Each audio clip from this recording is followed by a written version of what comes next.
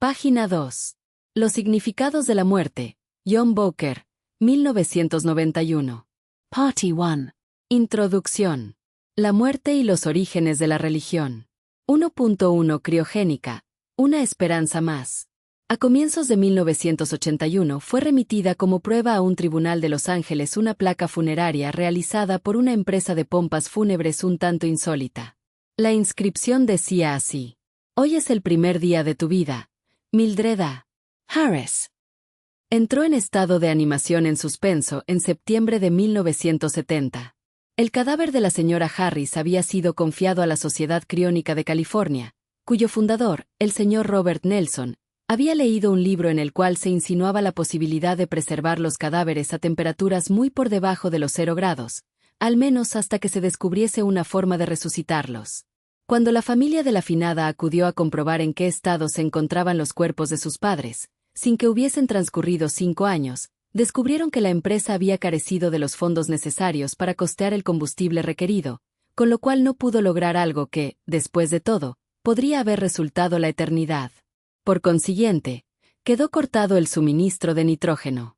Los cadáveres se habían descongelado y se encontraban en un avanzado estado de descomposición. Al igual que otras 2 familias, los Harris entablaron el consabido pleito contra el señor Nelson por valor de 10 millones, incluido $500,000 en concepto de daños y perjuicios de índole emocional. En 1981 les fue concedida una indemnización de $1 millón. Tal como suele decirse, uno desconoce qué es la vida hasta que no muera en California. Con todo y con eso, la indemnización no pasó de ser un grano de arena si se compara con la inmensa montaña que tuvo que suponer la aniquilación de una esperanza más de que el ser humano pudiera alcanzar la inmortalidad. Y no porque dicha esperanza fuese de todo punto irracional, la animación en suspenso, por medio de la congelación a muy bajas temperaturas, no carecía de fundamento. La ciencia de la criogenética, del griego kros, escarcha, por el momento ha hecho posible la congelación de embriones que ulteriormente es posible implantar con éxito en el útero. Ya en la época en que se procedió a la congelación del cadáver de la señora Harris, era sobradamente conocido que algunos organismos vivos consiguen recuperarse tras ser sometidos a las bajas temperaturas propias de gases licuefactados tales como el nitrógeno, el hidrógeno y el helio. Las consecuencias teóricas de este hecho ya habían sido enunciadas por el biólogo Hudson Hoagland en 1968. Según su argumentación, el tiempo, en medida recíproca al ritmo metabólico, debe transcurrir a gran velocidad en todo lo tocante a aquellos organismos sometidos a temperaturas bajísimas, que virtualmente dejan en suspenso sus funciones metabólicas. En consecuencia, dichos organismos son proyectados hacia el futuro cuando se someten a temperaturas tan bajas. Una estancia de un siglo de duración a menos 270 grados centígrados, es decir, la temperatura del helio líquido, con una posterior ganancia de calor y con la consiguiente recuperación, caso de que fuera posible efectuarse, podría ser el equivalente exacto de una proyección del organismo hacia un siglo después, hacia el futuro. Dicho biólogo consideraba que se trataba de una suerte de idea propia de la máquina del tiempo de Wells, p. 326. Lo que obviamente pasó por alto la efímera ebullición de la criogenética fue esa cláusula teórica, caso de que fuera posible efectuarse. Los problemas inherentes a la resurrección parecían susceptibles de resolverse, porque se pensaba que constituirían una imitación fiel de los procesos naturales de la hibernación. El hecho de que la hibernación nada tenga que ver con la resurrección no afectó en aquella época al discurso de estas argumentaciones. En cambio, pareció mucho más impresionante ese tipo de observaciones hechas por Lorentz y Seley después de arrancar de un río helado un bloque de hielo en el que había quedado aprisionado un siluro. Al llevárselo a casa y observar detenidamente el proceso de deshielo de ese bloque, se me ofreció de frente una gran boca saltona, rodeada de papilas sensitivas, al tiempo que las agallas del pez comenzaban a funcionar lentamente. p. 23.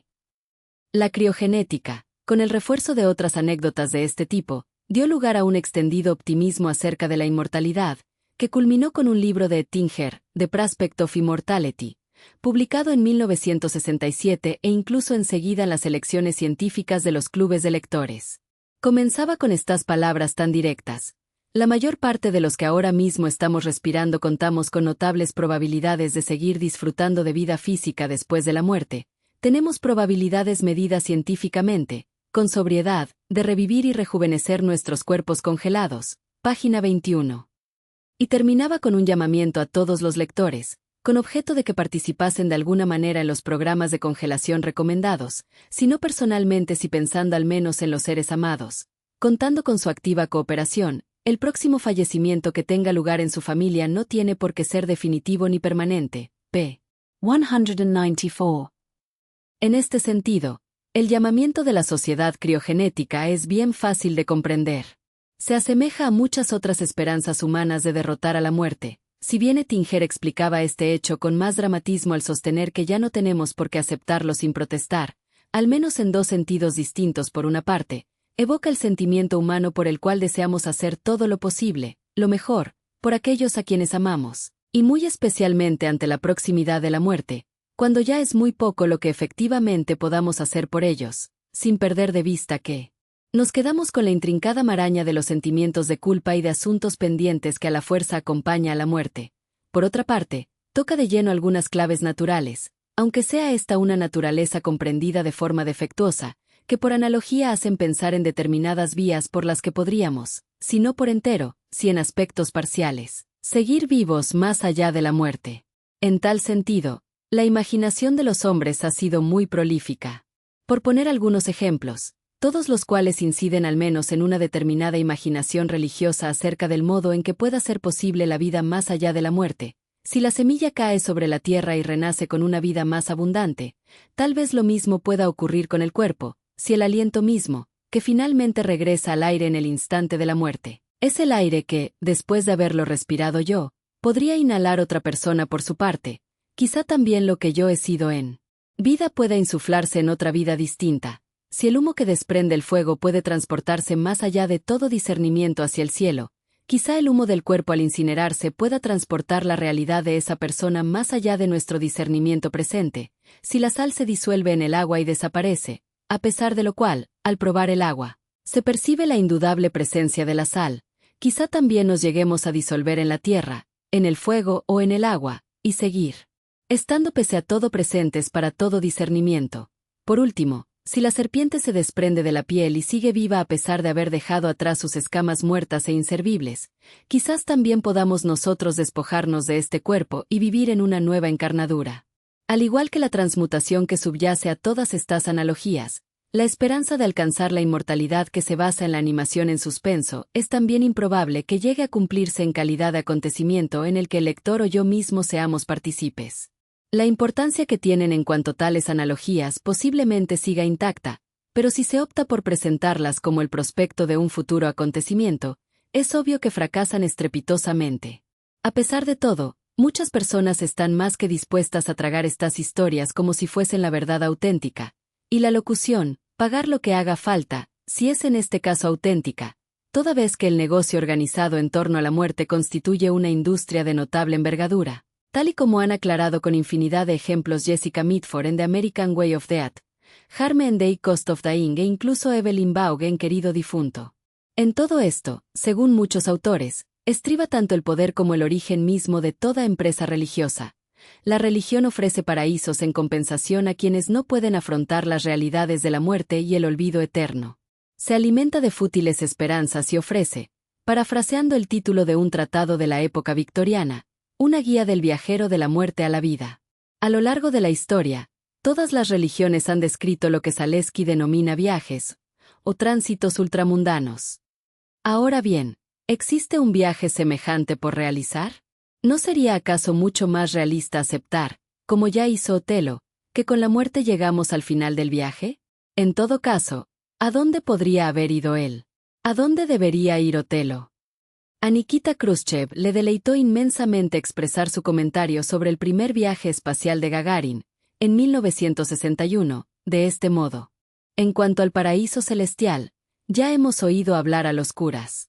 Nosotros en cambio queríamos ir personalmente a ver cómo es, y por eso enviamos allí a nuestro explorador, a Yuri Gagarin. Él ha recorrido toda la órbita del planeta y no ha encontrado nada en el espacio exterior. Solo la oscuridad absoluta, ha dicho, y ningún jardín edénico, nada que se pudiera parecer al paraíso. Pensamos de nuevo todo el asunto, y decidimos enviar a otro explorador, Hermann Titov, al cual indicamos que recorriese la órbita terrestre durante más tiempo y que lo mirase todo con detenimiento.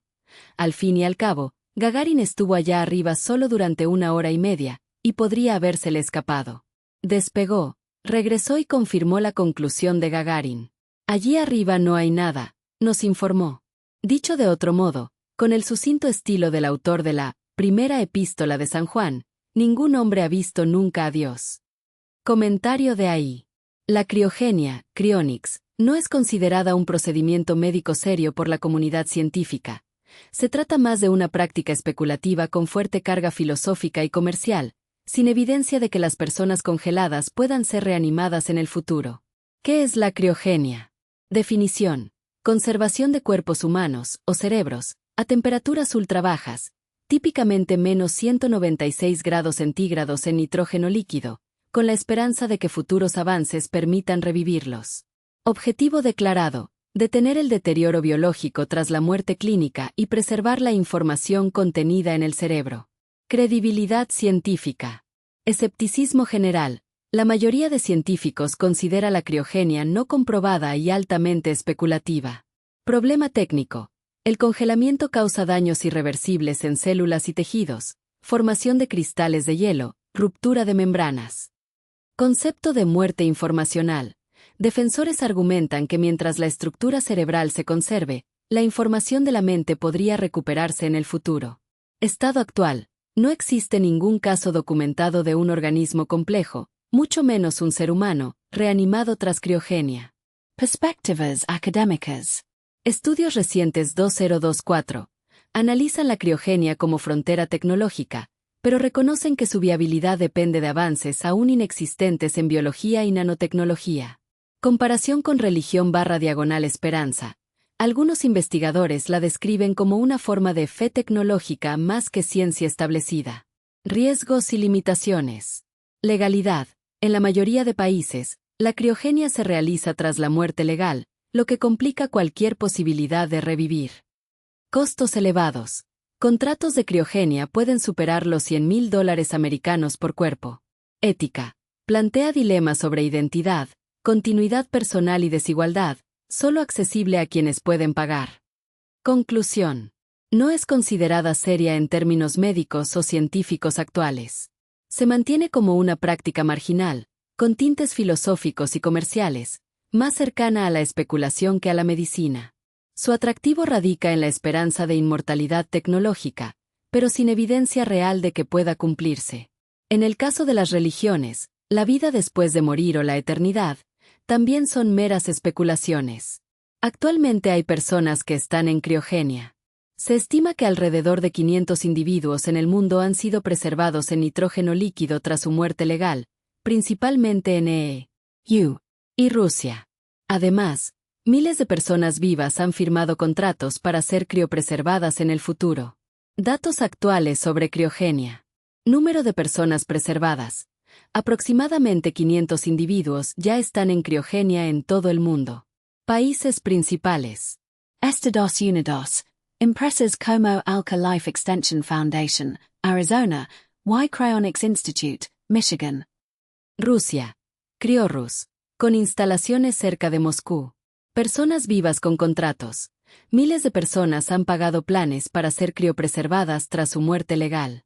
Método. Los cuerpos, o cerebros, se conservan en tanques de nitrógeno líquido a menos 196 grados centígrados. Ejemplos de personas vinculadas a la criogenia. Y.A. Preservados. Jerry Leaf, cofundador de Alka. Dick Clare, productor de TV. Diversos pacientes anónimos en EU y Rusia. Con contratos para futuro, figuras como Ray Kurzweil, futurista, Peter Thiel, empresario, Nick Bostrom, filósofo, y Aubrey de Grey, gerontólogo, han expresado interés o están registrados. Claves sobre su seriedad. No hay evidencia científica de que alguien pueda ser reanimado tras criogenia. Se considera especulativo, más cercano a una apuesta tecnológica que a un tratamiento médico. Costos elevados. Entre $80,000 y $200,000 americanos según el tipo de preservación, cuerpo completo o solo cerebro. Conclusión. Hoy en día, si existen personas en criogenia, unos 500 casos, y miles más planean hacerlo. Sin embargo, la comunidad científica considera que la criogenia es una práctica especulativa sin pruebas de éxito, más vinculada a la esperanza tecnológica que a la medicina. Página 14.